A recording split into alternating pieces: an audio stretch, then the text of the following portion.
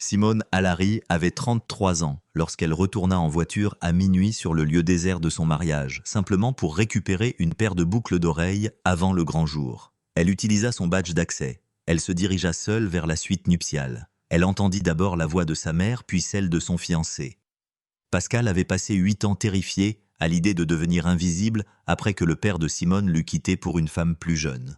Julien avait passé 8 mois à sourire à Simone tandis que son entreprise sombrait discrètement dans les dettes, ayant bien plus besoin de l'argent de la famille de Simone que d'elle-même. Aucun d'eux n'entendit la porte s'ouvrir. Aucun d'eux ne la vit debout dans l'encadrement. Simone ne cria pas. Elle ne pleura pas. Elle leva son téléphone, prit une seule photo à travers l'entrebâillement de la porte et la referma sans un bruit. Le lendemain, 300 invités la regarderaient remonter la même allée, croyant savoir exactement comment ce mariage se terminerait. Ils n'avaient aucune idée de ce qu'elle s'apprêtait à faire à la place. Les bougies s'étaient consumées, laissant cette lueur chaude et dorée qui donnait à tout un air de photographie, mais elle s'estompait, maintenant les mèches se noyant lentement dans de petites flaques de cire. La salle à manger privée du domaine de Valmont sentait le gardénia l'agneau rôti et le vin coûteux, et les derniers invités enfilaient leurs manteaux, riant doucement, pas tout à fait prêts à laisser la soirée s'achever. Simone Alary se tenait près de l'entrée et souriait, comme si elle le pensait, car c'était le cas.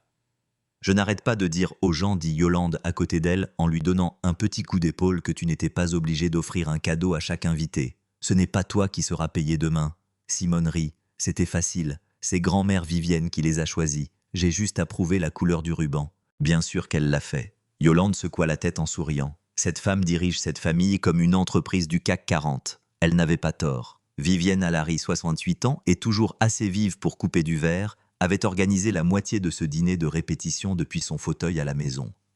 Les arrangements floraux, le plan de table, les petits sachets en lin estampillés de la date du mariage que chaque invité emportait maintenant. Vivienne n'était même pas venue ce soir, disant qu'elle avait besoin de se reposer pour le lendemain, mais son empreinte était partout. Simone accepta une étreinte de sa tante Renée, puis une autre d'une amie d'université qu'elle n'avait pas vue depuis 2 ans. Elle se déplaçait dans la pièce comme elle le faisait sur n'importe quel chantier. Déterminée, chaleureuse, en contrôle. C'était simplement sa nature au travail. Elle était la femme que son cabinet appelait quand un projet était en retard ou qu'un client perdait confiance. Elle élaborait des plans, gérait des entrepreneurs, résolvait les problèmes avant qu'ils ne deviennent des urgences. Elle avait bâti cette réputation avec soin sur une décennie, et celle-ci s'était installée en elle comme un second squelette. Le contrôle n'était pas quelque chose auquel Simone devait penser. C'était simplement sa façon d'être. De l'autre côté de la pièce, elle pouvait voir Julien tenir le crachoir près du bar. 3 de ses amis de grande école buvaient ses paroles riant à ce qu'il venait de dire.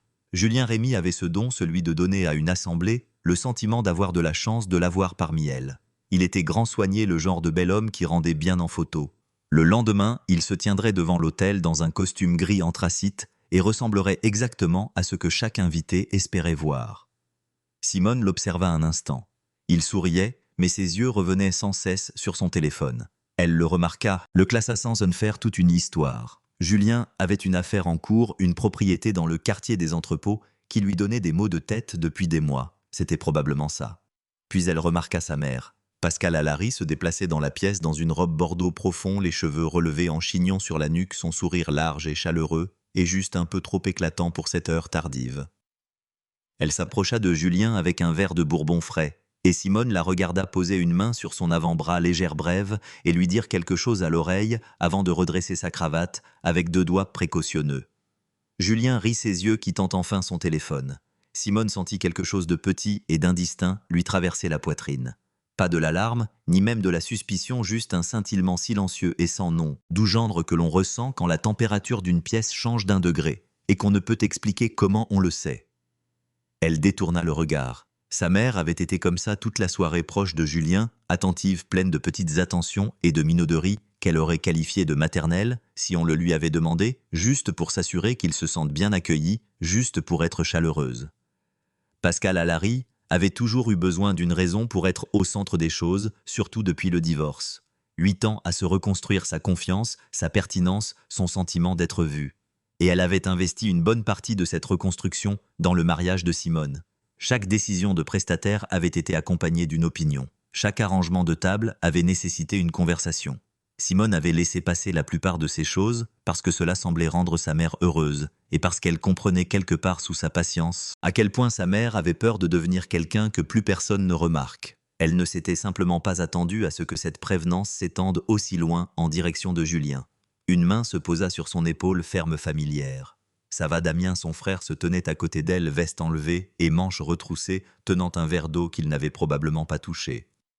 Il regardait dans la même direction qu'elle. « Je vais bien, dit-elle. » Ses yeux ne bougèrent pas. « Tu es sûr, Damien ?» Elle prononça son nom comme elle le faisait toujours quand il jouait au grand frère protecteur d'un ton neutre, affectueux et sans appel. Il laissa tomber, mais sa mâchoire resta serrée. À 21h30, la salle s'était presque vidée. Le personnel de restauration se déplaçait silencieusement entre les tables ramassant les verres, pliant le linge. Les gardenias commençaient à sentir trop fort dans l'air chaud. Simone attrapa sa pochette et s'arrêta. Les boucles d'oreilles. Les boucles d'oreilles de Vivienne de petites gouttes d'or, serties de pierres d'ambre foncées qui avaient appartenu à son arrière-grand-mère, étaient dans un sachet de velours dans la suite nuptiale, au bout du couloir est. Elle les y avait déposées cet après-midi, avec l'intention de les ramener chez elle ce soir, puis elle s'était laissée emporter par l'accueil des invités et avait simplement oublié. Elle sortit la clé du lieu de sa pochette et se tourna vers Yolande. « J'ai laissé les boucles d'oreilles de grand-mère dans la suite nuptiale, dit-elle. Je vais y retourner les chercher avant de rentrer. » Yolande fronça les sourcils. « Tu veux que je vienne ?» C'est littéralement au bout du couloir. Simone serra la clé dans sa paume. « Rentre chez toi, va te coucher, on se voit à 7h. » Le parking était vide, toutes les voitures parties, toutes les lumières de la façade de l'immeuble éteintes. Le domaine de Valmont se dressait silencieux contre le ciel nocturne, 16 vieux murs de briques de la couleur du sang séché, sous l'unique lampadaire près de l'entrée. Simone s'engagea lentement, ses phares balayant le bitume, et se gara près de la porte latérale. Elle vérifia son téléphone. 23h48. Elle en aurait pour 5 minutes aller-retour. Le badge d'accès fit un léger clic contre le lecteur. La porte latérale s'ouvrit avec un faible sifflement d'air pressurisé et le couloir l'avala. Les lumières à l'intérieur étaient en mode nuit ambre et tamisée. Une applique sur 3 était allumée. Ses talons produisaient de petits sons précis sur le parquet et tout le bâtiment avait cette immobilité particulière d'un espace qui avait contenu une foule puis s'était vidé. Les gardenias étaient encore quelque part. Elle pouvait les sentir faiblement, une odeur douce et abandonnée. Elle parcourut le couloir est. La suite nuptiale était au bout après le vestiaire et une petite alcôve avec 2 fauteuils à oreilles. Simone avait parcouru ce couloir 5 ou 6 fois aujourd'hui. Elle savait exactement combien de pas il fallait. Elle était à mi-chemin quand elle entendit les voix. Elle s'arrêta, basse, provenant de derrière la porte de la suite nuptiale qui était presque fermée, une fine ligne de lumière jaune courant le long de la fente sur le bord du cadre. Elle reconnut les 2 voix en moins de 2 secondes.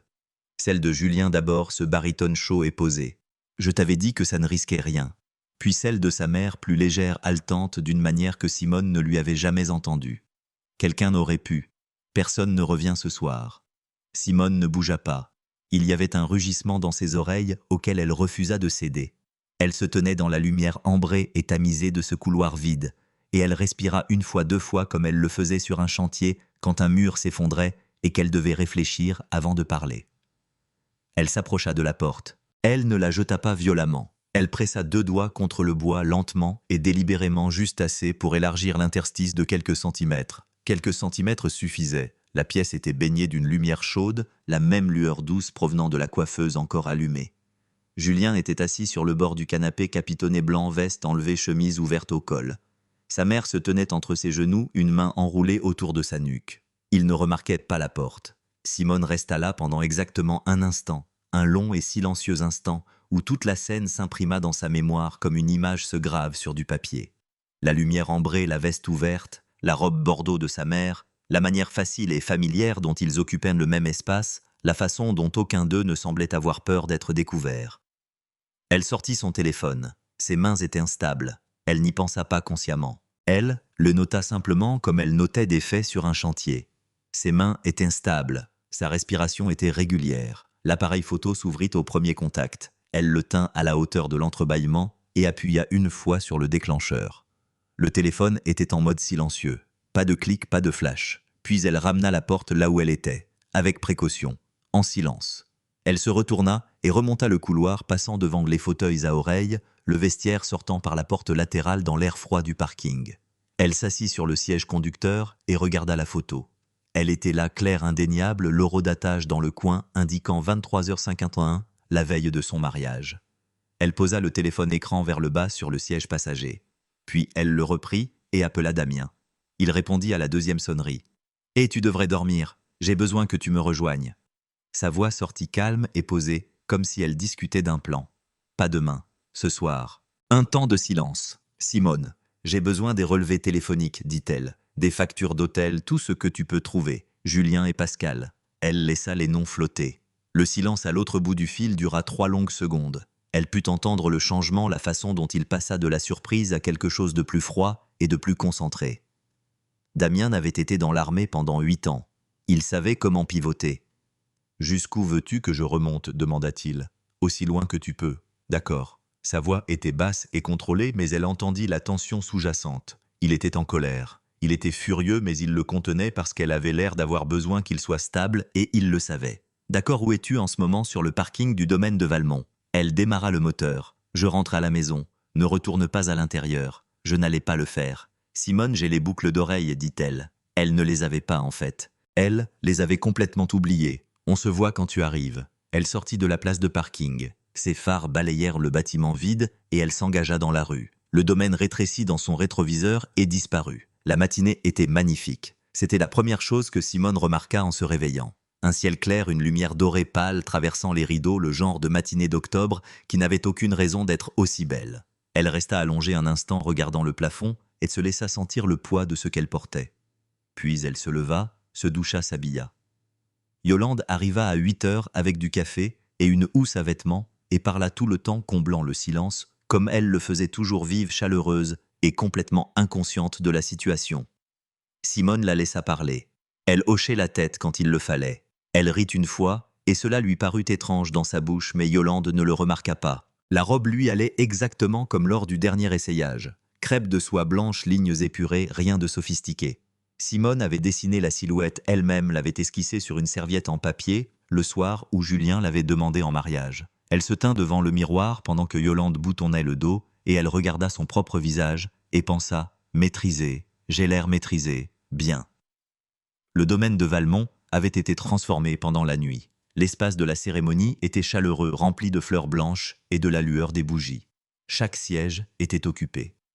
83 invités, dont la plupart qu'elle connaissait depuis des années, des cousins, des collègues, sa grand-mère Vivienne, au 3e rang, des boucles d'oreilles en argent, aux oreilles, regardant les portes, avec des yeux patients et vifs, des amis, d'université.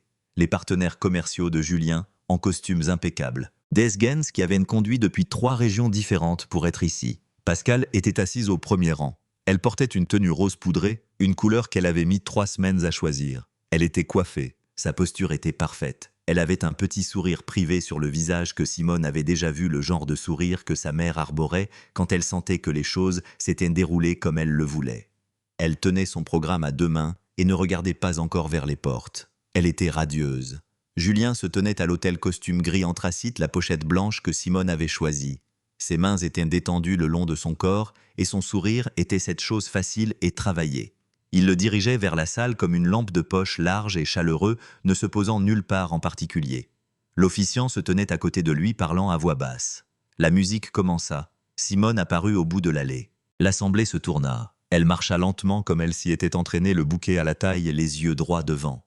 Elle était consciente de chaque visage qu'elle croisait. Son cousin Marc se penchant pour murmurer à sa femme. Le regard de Vivienne la suivant comme une aiguille de boussole. Le sourire de Julien s'élargissant à mesure qu'elle se rapprochait. Elle était consciente de Pascal qui leva une main pour toucher le coin de son œil avec un doigt précautionneux.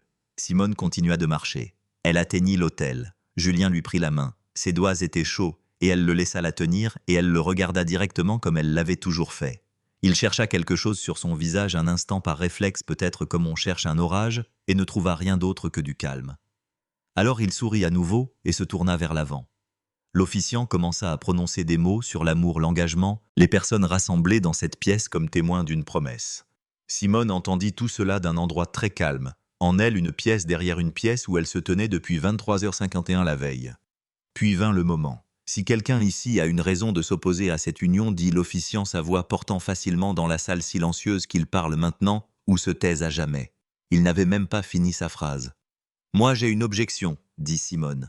Le mot tomba dans la pièce comme une pierre dans une eau calme. Julien se tourna vers elle, un léger froncement de sourcils, un demi-rire qui n'aboutit pas. Simone, j'étais au domaine hier soir, dit-elle. Sa voix était posée claire, assez forte pour les 5 premiers rangs sans qu'elle ait à l'élever. Vers minuit, je suis revenu chercher quelque chose que j'avais oublié. Elle plongea la main dans la petite pochette en satin qui pendait à son poignet toute la matinée. Elle en sortit son téléphone. J'ai trouvé Julien dans la suite nuptiale. Elle leva l'écran, le tournant vers l'extérieur. La photo était grande, lumineuse, horodatée. Quelqu'un au 3e rang émit un son, une inspiration brusque quelque part derrière elle. Le genre de silence qui n'est pas du tout silencieux. C'était 83 personnes retenant leur souffle au même moment. Le visage de Julien changea, le sourire disparut. « Simone, écoute-moi, je ne te parle pas en ce moment. » Elle le dit doucement, presque poliment, comme pour corriger une erreur sur un plan. Elle se tourna vers le 1er rang. Pascal était devenu très immobile. Le programme était pressé à plat entre ses 2 paumes. Son visage s'était vidé de toute cette couleur chaude et privée, laissant apparaître en dessous quelque chose qui ressemblait à une femme soudainement consciente de chaque issue de la pièce. « Maman. » Simone laissa les mots seuls un instant. « C'est toi sur cette photo. Je pense que tout le monde peut le voir. » Le silence qui suivit fut total. Simone rangea le téléphone dans sa pochette. Puis elle se pencha et enleva sa bague de fiançailles. Elle la tint entre 2 doigts, pendant une respiration 2, puis la posa sur le bord de l'autel avec un petit son net. « Je ne continuerai pas la cérémonie. » Elle ramassa son bouquet, se retourna et marcha. L'allée était longue et tous les visages étaient tournés vers elle et elle n'en regarda aucun. Devant, au fond de la salle, les hautes portes en bois se tenaillent fermées, puis avant qu'elles ne les atteignent, l'une d'elles s'ouvrit. Damien apparut dans l'entrebâillement. Il ne dit rien. Il n'en avait pas besoin. Il tint la porte, elle la franchit, et la porte se referma derrière eux. Et la salle, les 83 personnes, les fleurs, les bougies, l'homme toujours debout à l'autel, restèrent de l'autre côté sans elle. Le bureau de Damien était au 2e étage d'un immeuble de briques étroit de la rue Clément, coincé entre un pressing et un cabinet d'experts comptables. Il sentait le vieux café et le papier d'imprimante. Il y avait des classeurs contre un mur et un tableau en liège couvert de chronologie et de photographies sur l'autre. Une seule fenêtre donnait sur la rue en contrebas, où l'après-midi suivait son cours comme si de rien n'était. Simone était assise sur la chaise en face de son bureau. Elle avait enlevé le voile, les chaussures, les longs gants de soie qu'elle avait portés pour la cérémonie, mais elle portait toujours la robe. Elle n'avait rien à porter d'autre pour se changer et ce n'était pas le genre de pensée qui avait fait partie de sa liste aujourd'hui. Elle était assise droite, les mains sur ses genoux, toujours dans tout ce crêpe blanc ressemblant à une mariée qui s'était trompée de bâtiment. Damien n'en fit aucune remarque. Il posa un dossier sur le bureau devant elle. Bleu foncé. Pas épais, mais assez épais. « J'ai commencé à chercher hier soir, dit-il, prenant la chaise à côté d'elle plutôt que derrière le bureau. J'ai appelé 2 contacts avant 9 h ce matin. Les registres d'hôtel sont faciles à obtenir quand on sait à qui demander. » Simone ouvrit le dossier. La première page était un tableur imprimé. Des dates sur le côté gauche, des noms d'hôtels dans la colonne centrale, les frais de chambre à droite. Elle lut chaque ligne lentement comme elle lisait des documents structurels, ne cherchant pas ce qu'elle voulait trouver, mais ce qui était réellement là. Il y avait 9 entrées. La plus ancienne datait du 14 février, il y a 8 mois presque à la semaine près. Février. C'était le mois où Julien l'avait surprise avec un week-end à Deauville. Il s'était promené sur la plage et il lui avait dit qu'il voulait commencer à regarder des maisons. Elle était rentrée le visage hâlé et heureuse et avait appelé sa mère le lendemain matin pour lui raconter. Elle regarda à nouveau l'entrée du 14 février. L'hôtel était à 40 minutes de Deauville. Pas la même ville, mais assez proche. Il a utilisé une carte personnelle pour la plupart, dit Damien doucement. Quelques-unes étaient sur un compte professionnel. Elle tourna à la page suivante. Des journaux de messages, pas le contenu. Les contacts de Damien ne pouvaient pas l'obtenir, mais les relever eux-mêmes. La fréquence, la durée, le numéro que Julien contactait étaient listés. Et en dessous, Damien avait écrit le nom de sa mère en toutes lettres. Les appels allaient de février jusqu'à hier. Hier.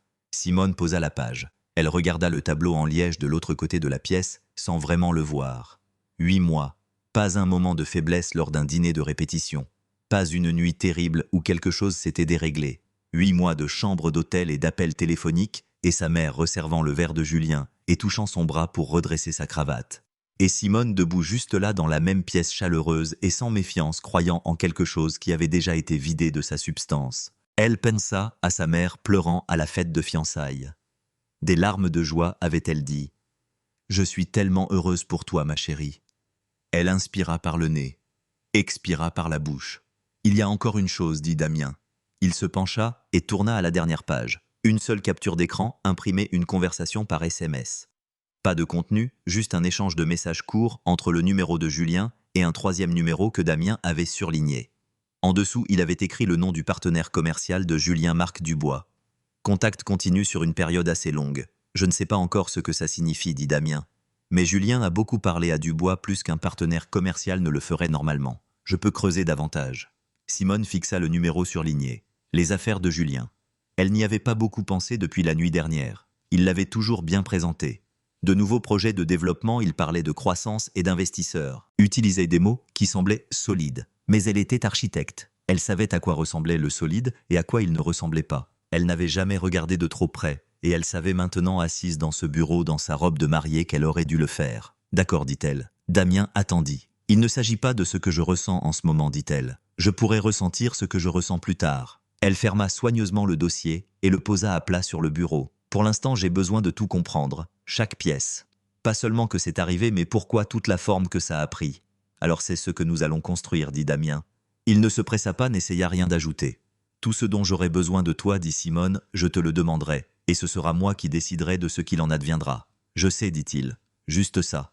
Elle hocha la tête une fois. Elle baissa les yeux sur le dossier, puis au-delà, son regard se déplaçant vers la fenêtre, vers la rue ordinaire en contrebas, vers l'enseigne orange du pressing qui se balançait légèrement dans le vent. Julien avait des difficultés. Elle pouvait le sentir maintenant, le contour de quelque chose qu'elle n'avait pas regardé directement.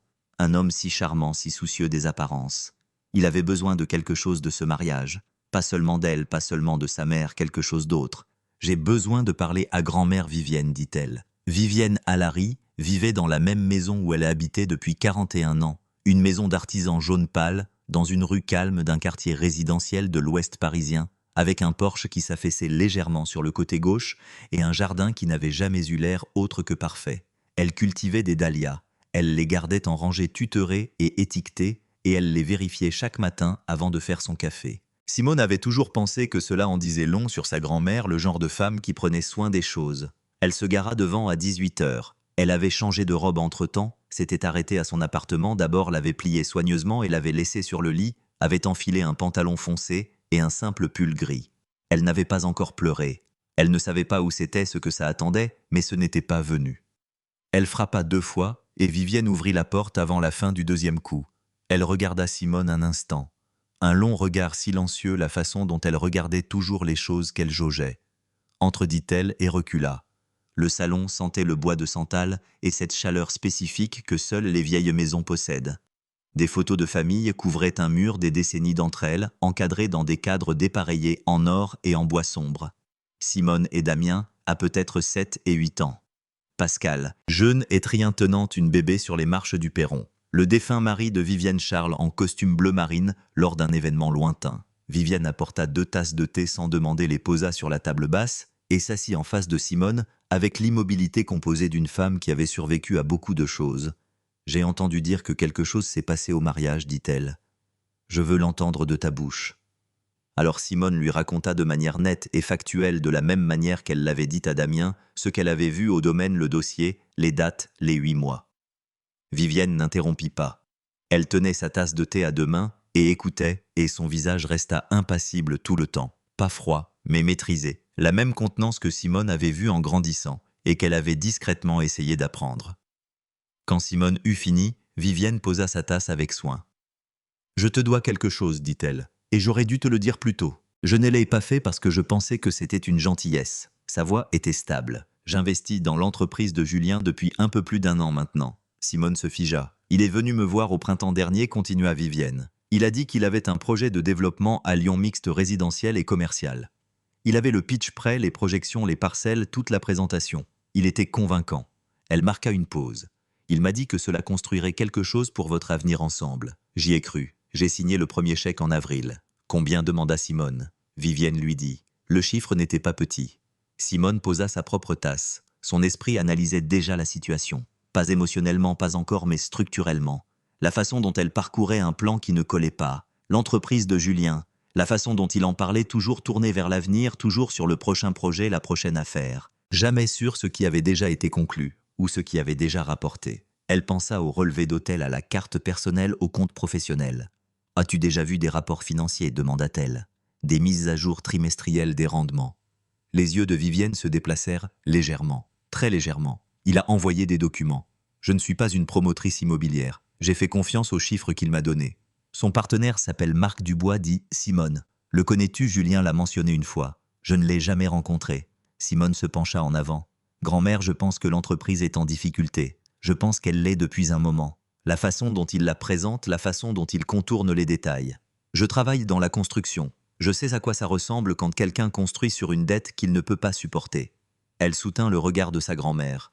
Je pense qu'il avait besoin du mariage, pas seulement de moi. L'argent de la famille, ton argent, les relations. Une raison pour que tu continues à investir. Vivienne resta silencieuse un long moment. Il a utilisé mon investissement pour financer une vie qui me pousserait à lui donner plus, dit-elle. Pas une question, juste la forme de la chose dite à voix haute pour la première fois. C'est ce qu'il semble, dit Simone. Vivienne se redressa. Elle avait 78 ans et elle était assise comme si elle était sculptée dans quelque chose qui ne pliait pas. Sa mâchoire se contracta une fois puis se détendit. J'ai tous les documents qu'il m'a envoyés, dit-elle. Chaque relevé de virement. S'il y a quelque chose, nous le trouverons. Damien peut t'aider à tout examiner. Bien. Vivienne hocha la tête une fois, alors qu'il le fasse. La pièce fut silencieuse un moment. Dehors, une voiture passa lentement. Un des dahlias dans la jardinière de la fenêtre bougea dans le courant d'air du chauffage. Je veux t'aider à arranger ça, dit Vivienne. Sa voix était claire et certaine. Quoi que ça coûte, quoi que ça prenne. Elle regarda Simone directement. Mais avant d'aller plus loin, je veux parler à Pascal. Pas pour elle, pour moi. Une pause. Peux-tu arranger ça, Pascal, à plat à 7h30 du matin? Simone était déjà réveillée. Elle l'était depuis 5 heures, assise à sa table de cuisine, avec un bloc-notes notant des dates. Elle laissa le téléphone sonner 2 fois avant de répondre. « S'il te plaît ?» La voix de Pascal était faible, brisée. « S'il te plaît, viens. Je ne peux pas faire ça par téléphone. » Simone regarda son bloc-notes. Puis elle dit « Je serai là à 10 heures. » L'appartement de Pascal était dans un quartier de Paris, au 3e étage d'un immeuble, avec un auvent jaune et un interphone cassé depuis 2 ans. Simone savait qu'elle devait appeler en arrivant. Elle se tint sur le trottoir et leva les yeux vers la fenêtre. Le rideau bougea. La porte d'entrée s'ouvrit sans qu'elle ait à appeler. Pascal attendait dans l'embrasure de la porte de l'appartement quand Simone atteignit le palier. Elle portait une robe de chambre crème, pas encore habillée, ses cheveux lâches sur ses épaules. Ses yeux étaient gonflés. Elle avait pleuré pendant longtemps, le genre de pleurs qui laisse une personne vidée, comme si quelque chose avait été essoré d'elle et que rien n'était revenu pour combler l'espace. Elle avait l'air, pensa Simone, très vieille. Et puis elle sentit quelque chose de froid la traverser pour avoir pensé cela. « Entre » dit doucement Pascal. Simone entra. L'appartement était bien rangé comme toujours. Pascal tenait les choses en ordre. Des fleurs fraîches sur la table, un plaid plié sur le bras du canapé. Tout était arrangé juste comme il faut. Elle avait redécoré 3 fois depuis le divorce. Nouveau tapis, nouveau rideau, un canapé différent. Comme si elle essayait sans cesse de faire en sorte que l'espace appartienne à quelqu'un de nouveau. Elles s'assirent l'une en face de l'autre à la table de la cuisine. Pascal avait fait du café. Ses mains tremblaient légèrement quand elle posa la tasse. « Je ne sais pas par où commencer, dit-elle. »« Alors j'attendrai, dit Simone. Mais tu m'as demandé de venir, alors commence. » Pascal baissa les yeux sur la table, ses doigts pressés à plat contre la surface, comme si elle se préparait à quelque chose. « Quand ton père est parti, commença-t-elle, je me suis dit que j'allais bien. J'ai dit à tout le monde que j'allais bien. » Elle expira lentement. Mais ce n'était pas le cas. Je me regardais dans le miroir et je voyais ce qu'il avait décidé qui n'était plus suffisant. Et ça ne disparaît pas, Simone. Ça ne guérit pas comme ça. 8 ans plus tard, c'est encore là chaque matin. Simone ne dit rien. Julien me donnait l'impression de ne pas être invisible. La voix de Pascal se brisa sur le dernier mot. Je sais comment ça sonne. Je sais exactement comment ça sonne, mais il me regardait comme si je valais encore la peine d'être regardée, comme si j'étais encore. Elle pressa sa main sur sa bouche un instant. Je savais que c'était mal. Je le savais depuis le début, mais je n'arrêtais pas de me dire que ce n'était pas sérieux. Ça ne signifiait rien. C'était juste. C'était 8 mois, maman. Les mots tombèrent plats et durs. Pascal tressaillit. 8 mois, répéta Simone calmement, clairement. Ce n'est pas un moment de faiblesse. C'est une décision que tu as prise et que tu as continué à prendre encore et encore pendant que je préparais un mariage. Pendant que j'étais heureuse, elle marqua une pause. Pendant que je te faisais confiance. Les yeux de Pascal se remplirent de larmes. Je sais. Il se servait de toi, dit Simone. Je ne sais pas si tu t'es encore autorisé à le voir. Il se servait de nous deux, mais ça ne change rien à ce que tu as fait. Elle garda sa voix égale. Ce n'était pas facile. C'était le genre d'égalité la plus difficile, celle maintenue en place par quelque chose de fort et de tendu. Tu étais ma mère. Tu étais censé être de mon côté et tu l'as choisi lui. Je suis tellement désolé. Les mots sortirent brisés et humides. Simone, je suis tellement désolé. Tu dois savoir que je te crois quand tu dis que tu es désolé, dit Simone. Je le crois, mais les excuses ne changent pas la nature de ce qui s'est passé. Le silence s'installa entre elles. Dehors, un bus passa en gémissant dans la rue en contrebas. Puis Pascal essuya ses yeux et se redressa légèrement. Quelque chose changea sur son visage, quelque chose de subtil et de prudent. C'est juste. Je pense à la famille, dit-elle. Ta grand-mère, Damien, tous ceux qui étaient là hier. Sa voix avait changé. Elle était plus stable, maintenant plus délibérée. Si tout cela est étalé au grand jour, si ça devient une grande affaire publique, ça ne m'affecte pas seulement moi, Simone. Ça nous affecte tous. Le nom de la famille, tout ce que nous avons construit. Simone la regarda. Je te demande, dit Pascal, de nous laisser gérer ça discrètement en privé, pour le bien de la famille. Simone resta silencieuse pendant 3 longues secondes. Non, dit-elle. Pascal cligna des yeux. Simone, non. Elle le dit de la même manière les 2 fois, sans élever la voix, sans chaleur. La vérité est déjà sortie. Tout le monde dans cette pièce l'a vue. Ce que tu me demandes, c'est de te protéger du reste, et je ne vais pas le faire. Elle prit son sac sur la chaise à côté d'elle et se leva. Il y aura des conséquences. Quelle que soit leur forme, elles viendront. Ton confort n'est plus quelque chose que je prends en considération. Pascal ouvrit la bouche. Simone se dirigeait déjà vers la porte. Elle s'assit dans sa voiture un instant. La rue était calme, ordinaire. Elle sortit son téléphone et appela Yolande. « Salut », répondit Yolande à la première sonnerie. « Comment ça s'est passé ?»« À peu près comme je m'y attendais, » dit Simone. « J'ai besoin que tu commences à t'occuper des retours de cadeaux et que tu devances tout ce qui circule discrètement. Je change de cap pour ce qui est. » La réunion, dit Simone. « Je rassemble tout le monde. Il est temps. » Les jours qui suivirent furent calmes. Pas un calme paisible. Il y a une différence. La paix s'installe. Ce genre de calme était autre chose. C'était le silence du travail, de la préparation d'une femme qui avait décidé exactement ce qu'elle allait faire et qui maintenant le faisait simplement. Simone se rendit chez Vivienne un mardi matin. Damien était déjà là quand elle arriva, assis à la table de la salle à manger de Vivienne avec son ordinateur portable ouvert et une pile de dossiers alignés à son coude. La table était en acajou, ancien, sombre et solide, du genre qui avait accueilli une centaine de repas de famille. Maintenant, elle contenait autre chose d'épreuve. Vivienne posa une théière au centre et s'assit sans un mot, croisant les mains sur ses genoux. Elle était habillée comme toujours, comme si la journée exigeait quelque chose d'elle. Un pantalon impeccable, des boucles d'oreilles en perles, ses cheveux argentés soigneusement attachés en chignon. Elle avait 78 ans et possédait l'immobilité de quelqu'un qui avait assez survécu pour savoir que s'effondrer était un choix, pas une obligation. Simone s'assit en face de Damien et ouvrit le sien. Damien tourna le premier dossier vers elle. Les factures d'hôtel, 8 mois d'entre elles. J'ai recoupé les dates avec votre calendrier partagé. Il tapota la page. 11 de ces nuits, Julien t'a dit qu'il était en déplacement pour le travail.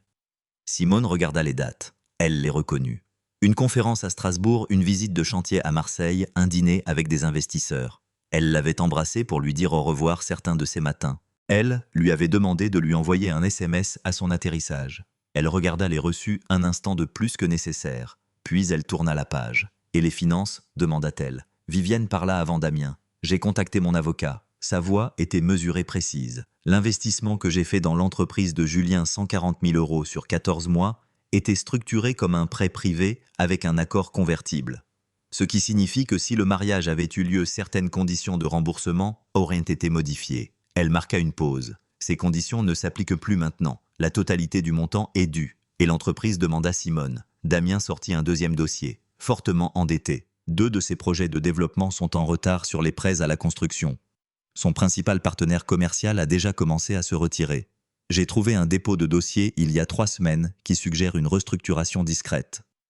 Il regarda Simone. Sans le capital de Vivienne et sans les relations qui venaient avec le mariage dans cette famille, l'entreprise de Julien ne passe pas l'année prochaine. La pièce était silencieuse. Vivienne prit son thé. « Il ne voulait pas seulement ta main, ma chérie, dit-elle, regardant Simone par-dessus le bord de sa tasse. Il en avait besoin. » Simone le savait déjà. Elle le savait depuis qu'elle s'était assise dans le salon de Vivienne 3 jours auparavant. Mais l'entendre exposer sur la table en date un montant et un document juridique le faisait résonner différemment.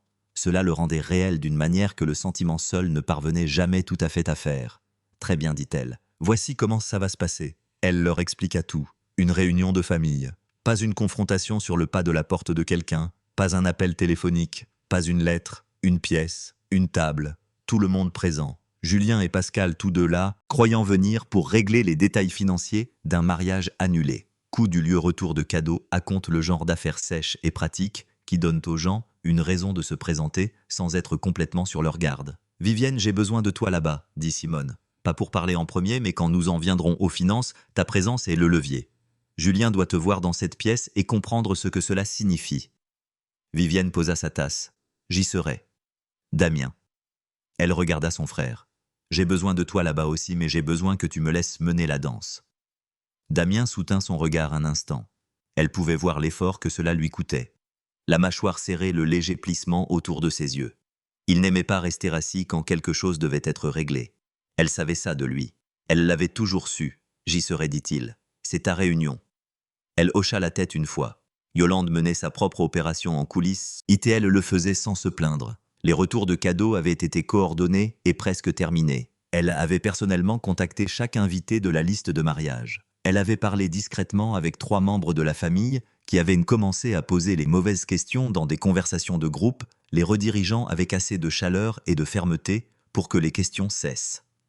Elle n'avait pas posté un seul mot en ligne et s'était assurée que personne de proche de Simone ne l'avait fait non plus. Elle appela Simone un mercredi soir pour faire le point. « Les cadeaux sont gérés, dit-elle. Le litige sur la compte du lieu est réglé. Il rembourse 60%. Et ta cousine Renée a été informée que ce n'est pas le moment de donner son avis. »« Merci, dit Simone. Ne me remercie pas. Gère juste tes affaires. » Une pause. « Ça va, ça ira, dit Simone. Après vendredi. » Elle rédigea le message elle-même. Court, neutre, sans possibilité de mal interpréter le ton et sans information qui leur donnerait le temps de préparer une défense. « Il y a des questions en suspens qui doivent être résolues en personne. Je vous demande d'être tous les deux présents vendredi soir à 18h. Le lieu suivra. Ce n'est pas optionnel. » Elle l'envoya d'abord à Julien, puis à Pascal. Puis elle posa son téléphone écran vers le bas sur le comptoir et retourna à son bloc-notes. Le vendredi arriva comme n'importe quel autre soir. Le ciel à l'extérieur de la maison de Vivienne vira à un orange profond et meurtri alors que le soleil tombait derrière la ligne d'arbres. La lumière du porche s'alluma automatiquement. Le magnolia dans le jardin avant se tenait parfaitement immobile. À l'intérieur, la table de la salle à manger avait été débarrassée et remise. Pas de dossier de preuves, pas de bloc-notes, juste une carafe d'eau, quelques verres et 6 chaises disposées avec intention. Simone était arrivée 1 heure en avance. Elle portait un pantalon noir et un chemisier crème, simple délibéré. Elle avait pris soin d'elle ce matin-là, non pas pour jouer la beauté, mais parce qu'elle refusait d'avoir l'air de quelqu'un qui avait été brisé. Elle s'assit au bout de la table et relut ses notes une dernière fois, puis ferma le dossier et ne le rouvrit plus. Damien se tenait près de la fenêtre avec un verre d'eau sans parler. Il portait une veste sombre.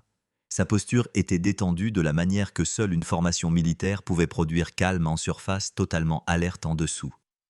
Vivienne s'assit en tête de table, perles en place, mains croisées. Pascal arriva à 17h55. Elle passa la porte dans un chemisier de couleur crème et un pantalon impeccable, comme si elle aussi avait pris soin de son apparence.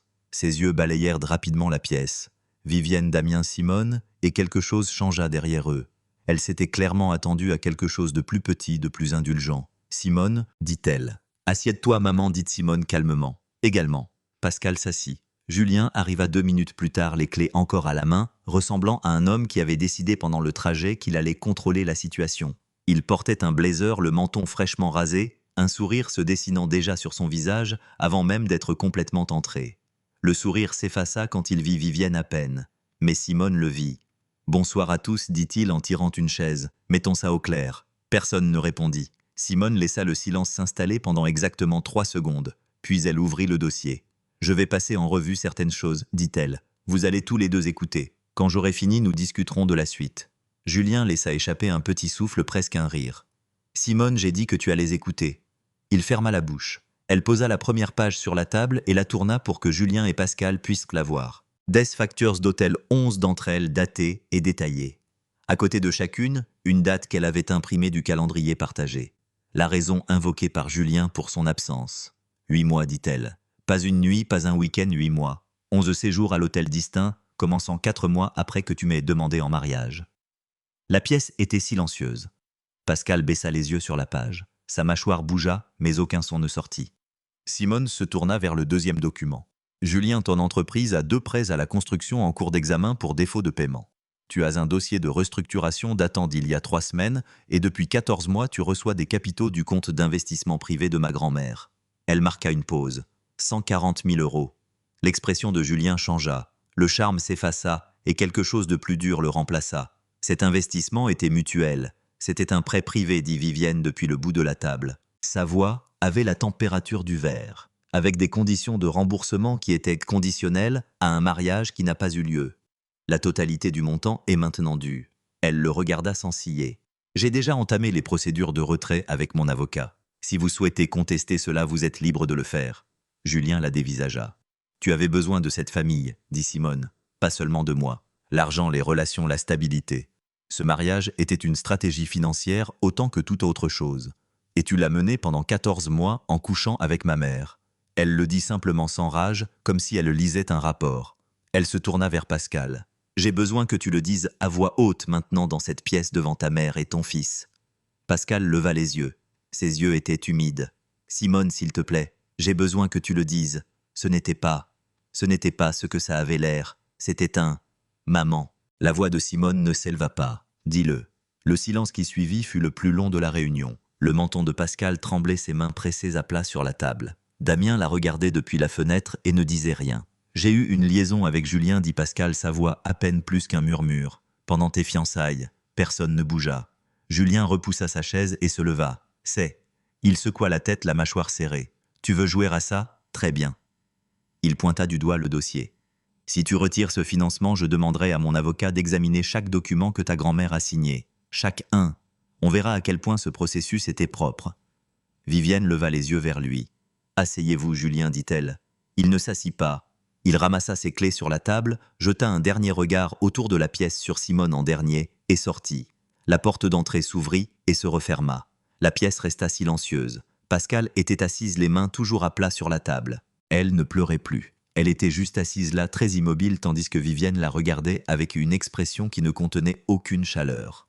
La famille regardait Pascal et Pascal n'avait plus de mots. Les semaines qui suivirent de la réunion s'écoulèrent tranquillement. Il n'y eut pas d'explosion, pas d'appel téléphonique dramatique, pas de publication publique, ni de longues lettres envoyées à des gens qu'elle connaissait à peine. Simone avait décidé bien avant cette nuit chez Vivienne que la vérité n'avait pas besoin de théâtre. Elle n'avait besoin que d'être livrée. Alors, elle la livra une conversation à la fois. Le premier appel qu'elle passa fut à Marc Dubois. Marc était un promoteur commercial qui s'était associé à Julien sur 2 projets au cours des 3 dernières années. Il était aussi l'homme que Julien courtisait le plus assidûment pour une 3e affaire, un développement à usage mixte dans l'est de la ville qui aurait fait passer l'entreprise de Julien de la difficulté à la solvabilité presque du jour au lendemain. Marc était prudent avec son argent et encore plus avec sa réputation. Simone le connaissait professionnellement. Elle avait fréquenté les mêmes cercles pendant des années. Elle le rencontra pour un café un mardi matin dans un endroit calme de la rue de Rivoli. Elle s'assit, ne commanda rien, et lui raconta tout pas avec venin juste des faits. Elle lui parla de l'investissement de la dette des prêts en défaut du capital mal utilisé. Elle lui dit ce que l'avocat de Vivienne avait déjà déposé. Elle lui parla de la liaison non pas comme d'un commérage, mais parce que cela faisait partie du même schéma. Un homme qui avait joué la stabilité pendant 2 ans alors que tout en dessous s'effondrait. Marc écouta sans l'interrompre. Quand elle eut fini, il posa sa tasse. « J'avais une réunion prévue avec lui jeudi prochain, dit-il. Je sais, dit Simone. Je vous remercie de me le dire directement. Je ne voulais pas que vous l'appreniez d'une autre manière, dit-elle. Vous méritez le tableau complet. Cette réunion n'eut jamais lieu. Marc se retira discrètement. Et parce que Marc Dubois parlait à des gens qui parlaient à d'autres gens, l'histoire se propagea comme les vraies histoires se propagent, non pas à partir d'un titre de journal, mais d'une conversation, puis d'une autre, jusqu'à ce que tous ceux qui avaient besoin de savoir sachent tout simplement. L'avocat de Vivienne déposa les documents de retraite officiels un mercredi. Julien tenta de négocier par l'intermédiaire d'un représentant d'abord.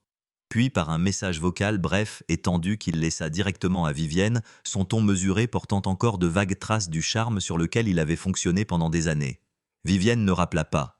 Son avocat le fit et le message était simple. Les termes de l'accord de prêt étaient clairs. Le mariage n'avait pas eu lieu. La totalité du montant était due et toute tentative de contester le processus de versement entraînerait une demande reconventionnelle à laquelle l'entreprise de Julien, dans son état financier actuel, ne survivrait pas. En 3 semaines, le partenariat commercial que Julien avait passé la meilleure partie d'une année à construire se dissolut. Sans l'affaire Dubois, sans le soutien de Vivienne Sains, la crédibilité professionnelle, qui reposait plus que Julien ne l'avait jamais laissé paraître sur la perception qu'il faisait partie d'une famille solide et connectée, il repartait de zéro. Simone ne s'en réjouit pas. Elle le nota simplement de la même manière qu'elle notait quand le mur porteur qu'elle avait prévu supportait enfin le poids qu'il était censé supporter. Avec Pascal, la distance s'installa sans annonce. Vivienne cessa d'appeler. Elle cessa d'inviter. Quand Pascal la contacta par SMS d'abord, puis par une longue lettre soigneusement rédigée qui arriva chez Vivienne un jeudi. Vivienne la lut une fois et la mit de côté. Elle ne répondit pas. Damien fut poli quand Pascal essaya de le joindre. Il décrocha le téléphone une fois. Il écouta pendant 4 minutes. Puis il dit « Je t'aime maman, mais je ne vais pas faire ça » et mit fin à l'appel. La famille élargie se retira de la même manière que l'eau se retire d'un rivage avant une vague. Pas bruyamment, mais complètement. Les tantes qui avaient toujours appelé pour les anniversaires n'appelèrent plus. Les invitations au dîner du dimanche cessèrent d'arriver. La famille ne fut pas cruelle à ce sujet. Il n'y eut pas de confrontation, pas de lettres de groupe, pas de rejet coordonné. La famille avait simplement entendu la vérité, toute la vérité, et ils avaient fait leur propre choix. Pascal avait demandé à Simone de protéger la réputation de la famille. Ce qu'elle n'avait pas compris, c'est que Simone avait protégé la famille, mais pas de la vérité. Simone n'appela pas sa mère. Elle n'envoya pas de lettre. Elle laissa la porte fermée comme elle devait le rester non pas par colère mais par clarté. Comprendre pourquoi Pascal avait fait ce qu'elle avait fait n'avait pas rendu la chose plus petite. Cela l'avait seulement rendue plus triste. Et Simone n'avait plus de place pour les choses tristes qui lui demandaient de les porter.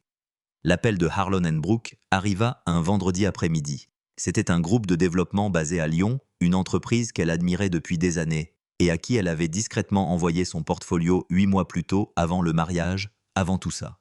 Ils avaient un projet, un immeuble commercial de 12 étages sur un terrain dans un quartier de Lyon en pleine reconception. Ils voulaient un architecte en chef. Ils la voulaient elle. Simone se tint à la fenêtre de sa cuisine et regarda la rue en contrebas. La même rue qu'elle avait regardée tous les jours pendant 6 ans. La même rangée de voitures garées, le même magasin du coin avec l'auvent vert. Elle y réfléchit pendant exactement un jour. Puis elle les rappela et dit oui.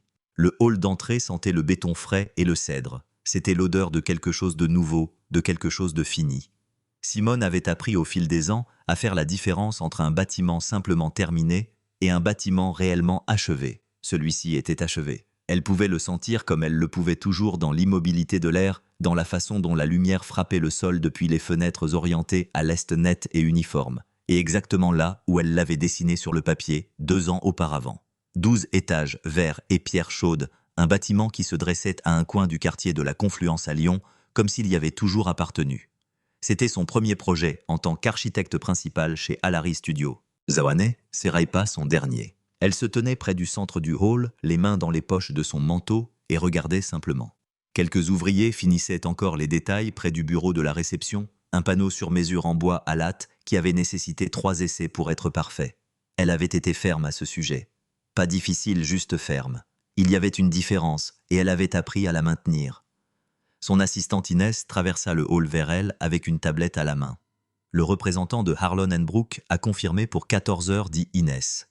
Et votre appel de 15h30 a été déplacé à 16h. C'est bon, dit Simone. Laisse-moi 20 minutes ici d'abord. Inès hocha la tête et retourna vers le bureau de chantier temporaire sans un mot de plus. Elle travaillait avec Simone depuis 14 mois. Elle savait déjà que 20 minutes dans le hall d'entrée fini d'un nouveau bâtiment n'étaient pas optionnelles. C'était quelque chose que Simone s'accordait à chaque fois, une reconnaissance silencieuse, un moment pour se tenir à l'intérieur de ce qu'elle avait construit avant que le monde n'y emménage et ne le rende ordinaire. Alary Studio avait ouvert 18 mois plus tôt. Vivienne avait été la première investisseuse. Elle l'avait proposé sans condition ni cérémonie, juste un appel téléphonique un soir. La voix de Vivienne sèche, et certaines disant qu'elle avait examiné les chiffres de Simone, et qu'ils étaient bons, et qu'elle voulait en faire partie. Simone avait accepté pas par besoin exactement, mais par confiance. Vivienne avait toujours été l'une des rares personnes à la voir clairement, et à ne jamais lui demander d'être plus petite à cause de cela. Le cabinet avait grandi plus vite que Simone ne l'avait prévu. 4 architectes maintenant plus Inès, et un chef de projet nommé Todd, qui avait suivi Simone de son cabinet précédent, et n'avait jamais agi comme s'il lui rendait service. Ils avaient achevé 3 projets, et en avaient 2 autres sous contrat. Le genre de croissance qui n'arrive pas par accident. C'est arrivé parce qu'elle l'a construite, chaque pièce. Il y avait un homme nommé Elliot dans sa vie maintenant. Elle ne pensait pas à lui en termes dramatiques. C'était en partie ce qui le rendait réel. C'était un ingénieur en structure qu'elle avait rencontré sur le projet Harlon & Brook, calme et prudent avec ses mots. Quelqu'un qui n'avait jamais essayé de la presser ou de combler les silences qu'elle n'était pas prête à combler. Ils étaient ensemble depuis un peu plus d'1 an. Il savait pour Julien, il savait pour Pascal. Il avait posé la question une fois écoutée sans commentaire et ne l'avait jamais mentionnée à nouveau, à moins qu'elle ne le fasse. Elle appréciait cela plus qu'elle ne pouvait le dire facilement. Ce n'était pas une histoire, c'était juste une vie la sienne. Damien était descendu de Paris pour l'inauguration du bâtiment la semaine précédente. Il s'était tenu dans ce même hall, avait levé les yeux au plafond, puis vers elle, et l'expression sur son visage n'était pas de la surprise. C'était quelque chose de plus posé que la surprise, quelque chose qui semblait être en lui depuis longtemps, attendant juste le bon moment pour se montrer. « Tu as construit ça », avait-il dit. « Nous avons construit ça », avait-elle répondu en parlant de l'équipe. Il avait secoué la tête très légèrement. « Non, tu as construit ça ». Elle n'avait pas discuté. Elle l'avait juste laissé avoir raison. Pascal vivait toujours dans le même appartement. Simone le savait. Non pas parce qu'elle restait en contact, mais parce que Damien le mentionnait parfois de manière prudente et brève. Pascal avait essayé de renouer le contact 2 fois au cours de l'année écoulée. Une fois par une carte arrivée à l'adresse d'Alary Studio, ce qui signifiait qu'elle l'avait cherché. Une fois par l'intermédiaire d'un ami commun de la famille, qui avait appelé Simone, et avait bafouillé un message maladroit que Simone avait reçu, remerciant la femme pour cela, et sur lequel elle n'avait pas agi. Elle ne ressentait plus de colère envers sa mère. Elle l'avait déposée quelque part à Lyon et ne l'avait tout simplement pas reprise. Ce qui restait n'était ni de la chaleur ni de la froideur. C'était une sorte d'immobilité lucide. La connaissance que comprendre la douleur de quelqu'un ne vous obligeait pas à continuer à l'absorber. Julien, pour autant qu'elle le sache, reconstruisait encore un cabinet plus petit, maintenant une autre ville. Elle avait entendu son nom une fois dans une conversation professionnelle et n'avait rien ressenti d'autre qu'une légère curiosité du genre que l'on ressent pour un endroit où l'on a vécu autrefois et que l'on ne visite plus. Elle prit l'ascenseur jusqu'au dernier étage. Son bureau avait un mur de fenêtre sur le côté est. Elle se tint devant la vitre et regarda la ligne d'horizon. Lyon dans la lumière du matin, d'autres bâtiments, d'autres structures, certains familiers et d'autres encore en construction. La ville était toujours en train de devenir quelque chose, toujours en cours de construction, toujours au milieu de sa propre réinvention patiente. Elle comprenait cela maintenant d'une manière qu'elle ne comprenait pas 2 ans auparavant. Elle se tenait là silencieusement, les mains toujours dans ses poches, la ville s'étalant devant elle et ne ressentait rien d'autre qu'une profonde sérénité.